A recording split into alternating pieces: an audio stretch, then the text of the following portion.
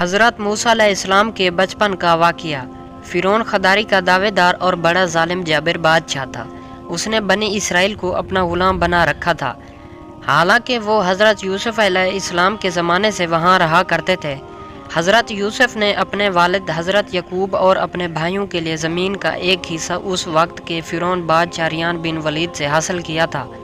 حضرت یعقوب کی نسل بنی اسرائیل کہلائی، جو مصر میں خوب پھیلی پھولی۔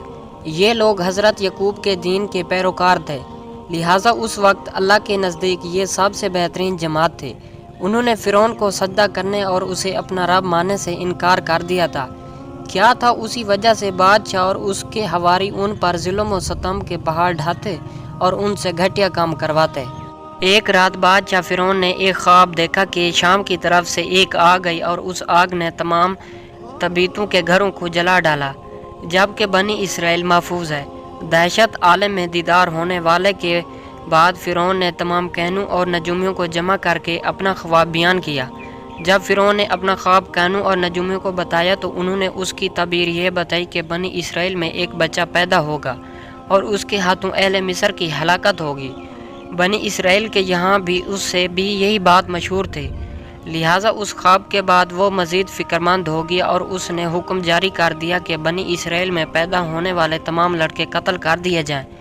اس کے مطابق فرعون کے حواری اور اس کے سپاہیوں نے ہر ممکن قدم اٹھایا تاکہ کوئی بھی نمولود لڑکا زندہ نہ بچ پائے، لیکن اللہ کے فیصلے اٹل ہوتے ہیں۔ دیکھتے ہی دیکھتے بنی اسرائیل کے ہزاروں نومولود بچے ذبح کر دیے گئے تھے۔ پھر ایک وقت وہ آیا کہ جب کتنی سرداروں نے فرعون سے کہا کہ اگر بنی اسرائیل کے لڑکوں کا اسی طرح قتل عام ہوتا رہا تو ہمیں آئندہ خود مددگار ملنا مشکل ہو جائیں گے، اور پھر ہماری یہ کمتر گھٹیا اور غلیظ کون کرے گا؟ اس پر فرعون نے حکم جاری کیا کہ 1 سال چھوڑ کر بچے قتل کیے جائیں۔ ان دنوں حضرت موسیٰ کی والدہ اپنے حمل کے ابتدا دنوں میں تھی۔ اللہ نے ان کی حفاظت کا سامان اس ظرف فرمایا کہ ان کی والدہ پر معمول کے مطابق حمل کے آثار ظاہر نہیں ہوئے، جن سے آپ فرعون کی چھوڑی ہوئی دیوا کی نگاہ میں نہ آئی۔ انہوں نے اس بات کو چھپائے رکھا یہاں تک کہ پیدائش کا وقت آن پہنچا اور انہوں نے بچے کو جنم دیا۔ اس بارے میں سوائے قریبی لوگوں کے کوئی نہیں جانتا تھا۔ رومیوں نے فرعون کو اطلاع دی کہ بچہ پیدا ہو چکا ہے۔ اس نے فرعون کو بدحواس کر دیا۔ اس کے سپاہیوں نے گھر گھر تلاشی شروع کر دی۔ حضرت موسیٰ کے بھائی حضرت ہارون سال ایمان میں پیدا ہوئے تھے، جبکہ حضرت موسیٰ اسلام قتل والے سال میں پیدا ہوئے۔ حضرت موسیٰ کے والدین سخت پریشان تھے۔ 3 مہینے تک انہوں نے حضرت موسیٰ کو چھپا رکھا، لیکن زیادہ عرصہ تک بچے کو شاہی جاسوسوں کے نظروں سے چھپانا ممکن نہ تھا۔ پھر بھی وہ اپنی پوری کوشش کرتی رہی، یہاں تک کہ ان کے پاس اللہ کا حکم آ گیا۔ یہ حکم اللہ نے ان کے دلوں میں ڈالا تھا۔ حضرت موسیٰ کی والدہ کے دل میں خیال آیا کہ تابوت کی طرح ایک صندوق بنایا جائے اور اس بچے کو صندوق میں رکھ کر دریائے نیل کے بہاؤ پر چھوڑ دیا جائے۔ حضرت موسیٰ کی ماں نے اللہ کے حکم کے مطابق بچے کو صندوق میں رکھا اور دریا میں چھوڑ دیا۔ ساتھ ہی موسیٰ علیہ السلام کی بہن سے کہا کہ تم اس کے پیچھے پیچھے چلتی جاؤ۔ لہٰذا وہ دریائے نیل کے موجوہ میں چلے اور ان کی بہن کنارے کنارے چلی، اپنے بھائی کی نگرانی کرتی جا رہی تھی کہ دریا میں ڈالنے کے بعد وہ کہاں جاتے ہیں۔ صندوق بہتا ہوا محل کے تالاب میں پہنچ گیا۔ وہاں فرعون کی بیوی ملکہ اور خادمین لطف اندوز ہو رہی تھیں۔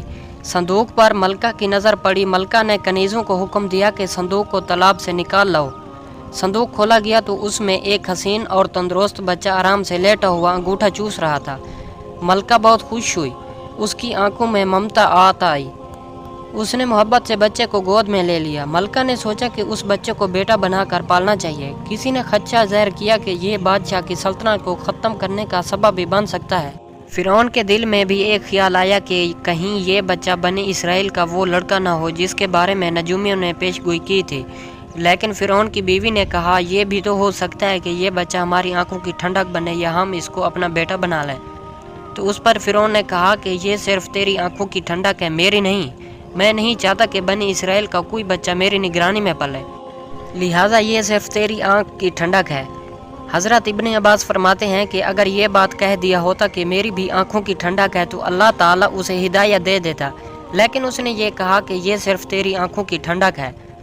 ملکہ نے اس بچے کا نام موسیٰ رکھا، جس کے معنی ہے وہ شخص جو پانی سے نکالا گیا ہو۔ बच्चे को जब पानी से निकाला गया तो वो दूध के लिए रोने लगा। बच्चे के पास दूध पिलाने वालियाँ लाई गईं। बच्चे ने किसी औरत का भी दूध ना पिया। जो औरत भी आपको दूध पिलाती नाकाम हो जाती। इधर मूसा अलैहिस्सलाम की बहन दूर खड़ी देख रही थी। मूसा अलैहिस्सलाम की बहन ने फिरौन की बीवी से कहा कि मैं तुम्हें ऐसा घर ना बताऊं जो उस बच्चे की तुम्हारे लिए परवरिश करे और उस बच्चे की खैर ख्वाह हूँ, इसलिए कि वो एक गरीब घराना है। जब उन्हें मालूम हो गया कि ये बच्चा फिरौन के घर से आया है तो उन्हें इनाम कराम मिलने की उम्मीद हो गई। उस घर में नेक सिरा खातून है, वो उस बच्चे को बखुशी दूध पिलाना कबूल करेगी। उनकी बीवी ने कहा चलो ठीक है, लिहाजा आपकी बहन के घर लेकर आई। वालदा मोहतरमा ने बच्चे को दूध पिलाया तो आपने फ़ौरन दूध पीना शुरू कर दिया। अब क्योंकि बच्चे ने किसी और का दूध पीना कबूल नहीं किया था, इसलिए वो खुद बच्चे को लेकर आते। उस तरह हज़रत मूसा अलैहिस्सलाम शाही महल में प्रवेश पाकर जवान हो गए और पूरे तवाना हो गए। लिहाजा आपने आपको नबूवत के मुनसब पर फैज़ किया। आपने बनी इसराइल को फ़िरौन से आज़ादी दिलाई और मिस्र से निकल गए। फ़िरौन बनी इसराइल को ख़त्म करने के लिए लश्कर लेकर रवाना हुआ। जब बनी इसराइल बहरा हमरा के करीब पहुँचे तो अल्लाह ने उनके लिए दरिया के बीचों बीच से रास्ता खोल दिया। ये वही मौका था जब फ़िरौन का वो ख्वाब पूरा होने वाला था और उसकी बादशाहत और लाओ शुक्र बर्बाद होने वाली थी। बनी इसराइल तो समंदर के पार चले गए, मगर जब फ़िरौन अपने लश्कर समेत उनके पीछे आया तो समंदर का ये रास्ता बंद हो गया और वो अपने लश्कर समेत उस समंदर में गर्क हो गया। दोस्तों, इस तरह के मज़ीद इस्लामी वाक़ियात के किस्से देखने और सुनने के लिए हमारे यूट्यूब चैनल उर्दू कहानियाँ को सब्सक्राइब करना ना भूलें, ताकि आपको इस चैनल पर डेली बेसिस पर इस तरह के नए नए किस्से देखने को मिलते रहें।